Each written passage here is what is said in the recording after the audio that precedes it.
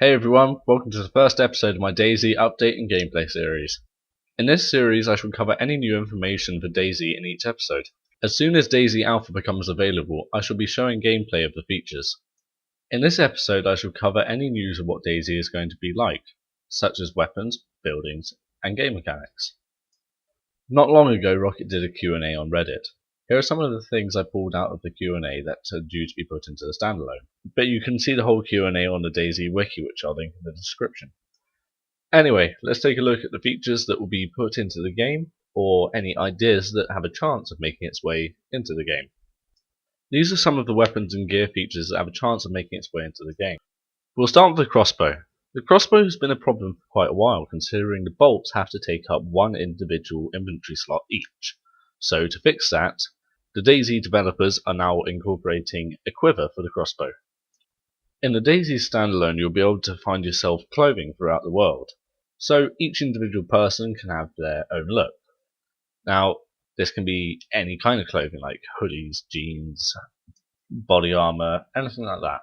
Many new weapons will make it into the DayZ standalone, mainly household weapons. You've got semi-automatic rifles, shotguns, and pistols.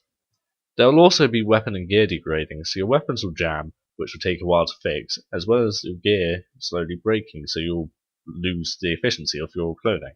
A useful new item that will be placed into the game is a headlamp. Now, you may be able to find this, or use a new crafting system which they plan on implementing. You'll be able to create it. Something they're talking about at the moment is changing of weapons. In the DayZ mod, when you change weapon, you'll stop and then change your weapon. Now they're talking about changing it so you'll be able to do it, but it will slow you down, but we won't find this out until the full release.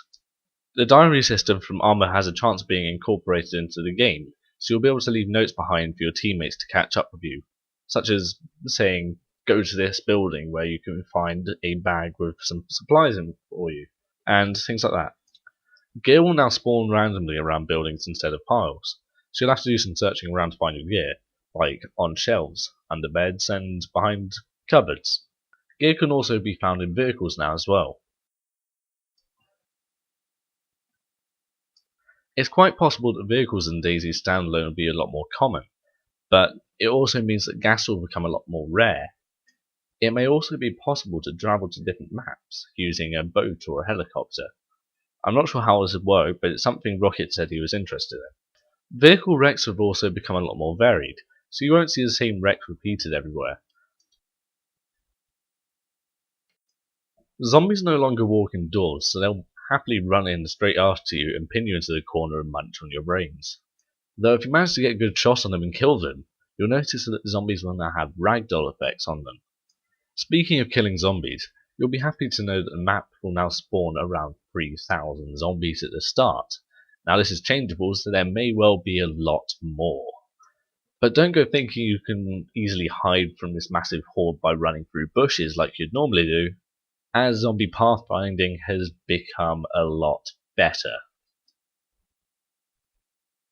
To start with, you'll be happy to know that the developers are doing their best to stop hackers doing their handiwork and ruining your game. Though hackers always find a way around these systems, so you're still going to find some. But hackers aren't the least of your worries, what with the weather system being completely remade. So when it rains, you're going to want to get indoors quite quickly because it's going to affect you a lot more. But don't go thinking the forest will give you cover from rain, as there's going to be a lot more wildlife, so you'll have to look out for bears and things. And speaking of animals, Rocket has also said he's quite interested in bringing in horses. So yeah, that's pretty cool. As I said earlier with the headlamp, there's going to be the ability of crafting in-game. So you're going to be able to build stuff, maybe like body armor, maybe gauntlets or something like that, so you can protect yourself better. The HUD will also be completely removed, and replaced with visual effects and sound effects, so you can tell the condition of your character by if he's groaning and your screen's gone a little dull. A mod that's been added to the mods gives you the ability to play single player, though in the standalone, it's quite possible that we're going to get the ability to play single player by default. Another feature which has already made it into some of the servers is the ability of eating tin food and then a empty tin can will be produced from it. Now with player related features, there's quite a lot of new awesome stuff that's going to be incorporated, or has a chance to be incorporated. For example, dogs will be introduced to DayZ. Now the expected actions from them will be able to track people, warn you of danger, and of course follow you around. Now when you find a dog, you'll have to give it food and earn its trust in order to make it your own pet. Usually when you spawn into a DayZ server, you'll start with a pistol and some basic supplies. Now, this may not happen in the standalone, as they've incorporated the ability to use hand-to-hand combat. I'm not sure exactly what this will be used for, most likely pushing zombies away from you if you've got like one following you into a building and you need to get rid of it. Though apart from that, I can't see much use out of it. Now, scavenging for food can often be quite difficult.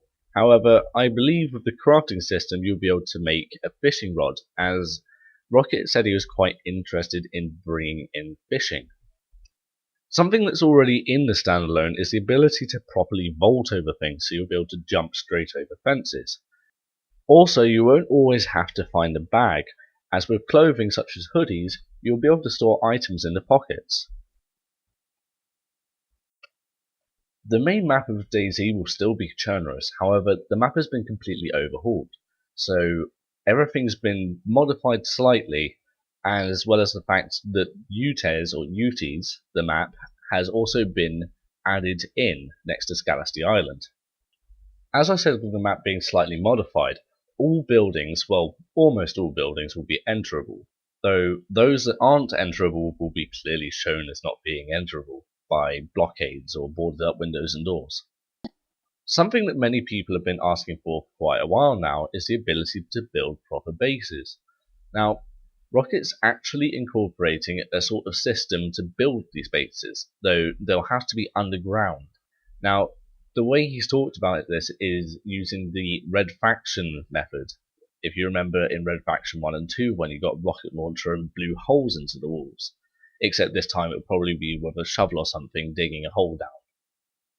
Now, with these bases, Rocket has talked about the sort of quality of them. So, the better base you have, the more perks you have out of it, such as more storage, such as chests or something, and even respawning at your base. Now, to add more realism to the game, the map waypoint system will be completely removed as well. So, you'll have to use a map and compass effectively. Now, the last thing about maps is the fact that some of the areas that have been redesigned are actually based off of real locations. So they're almost designed to a 1-to-1 scale. Anyway, this is the end of the video. I hope you enjoyed it so far, and I'll see you next time in the next week or so for any more updates that have come out about the DayZ standalone.